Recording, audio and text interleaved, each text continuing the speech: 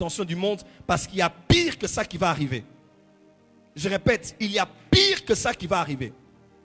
Et ces histoires d'épidémie ne peuvent pas bien se manifester, quels que soient les hommes qui sont derrière, qui ont financé pour attaquer, parce que vous le savez aussi bien que moi, que le gouvernement chinois attaque les États-Unis d'Amérique. Et vous le savez, au commencement, il n'y a que 2 nations qui furent attaquées avec ce virus. C'est la Chine et c'est l'Iran. Et vous savez que ce sont les 2 grands ennemis des États-Unis d'Amérique. Donald Trump a fait de l'Iran son cheval de bataille, ainsi que la Chine à cause de la guerre économique, mais aussi technologique avec la Huawei et la 5G, ainsi de suite.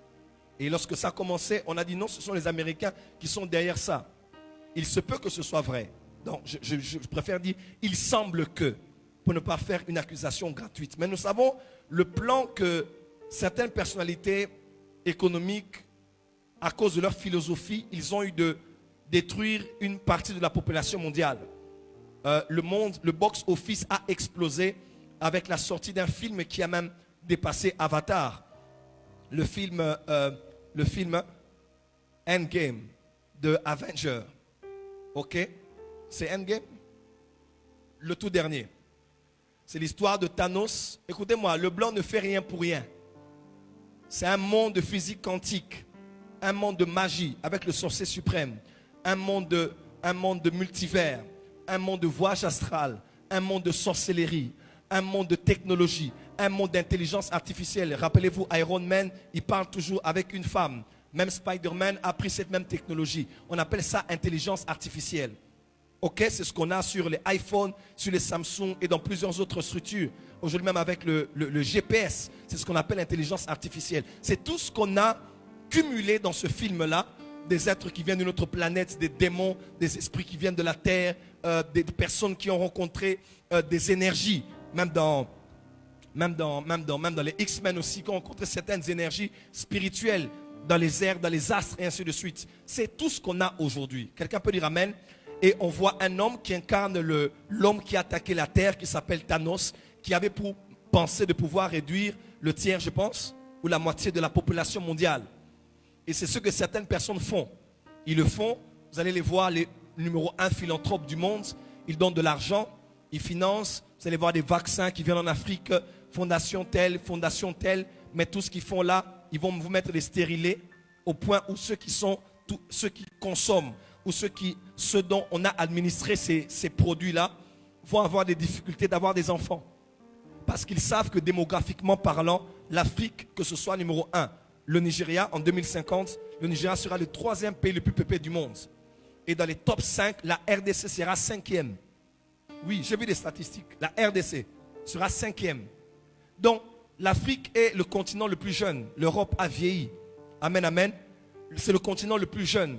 Une bonne partie de ceux qui sont ici sont des jeunes. Ils ont encore la force. Alors, ils le font pour réduire une partie de la population mondiale. C'est comme ça qu'ils encouragent des coups d'État et des guerres et des rébellions pour tuer et tuer et tuer encore. Quelqu'un peut dire amen? Et non seulement ça, pour réduire la population mondiale, ils ont aussi promu ce qu'on appelle le terrorisme. On a ce qu'on a avec Boko Haram, avec les El-Shabaab et tout ça au nord du Mali, au Nigeria, au Burkina Faso et même ici dans les pays du Sahel, en Afrique subsaharienne, en Afrique australe. Tous ces groupements terroristes-là, c'est pour tuer. Et on se pose la question, où est l'Union africaine?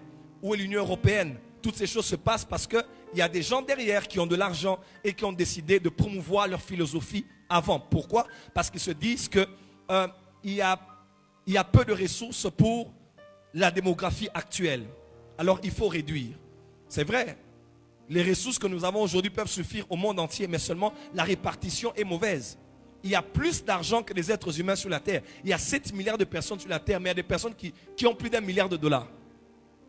Donc, si on répartit bien la classe moyenne, et tout le monde peut vivre de manière décente, mais seulement ils ont cristallisé, ils ont isolé l'argent dans un certain milieu.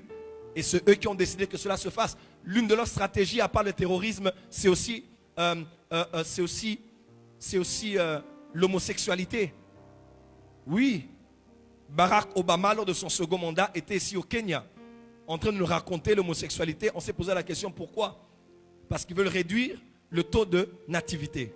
C'est ça, le taux de naissance. Et ils ont plusieurs stratégies comme ça.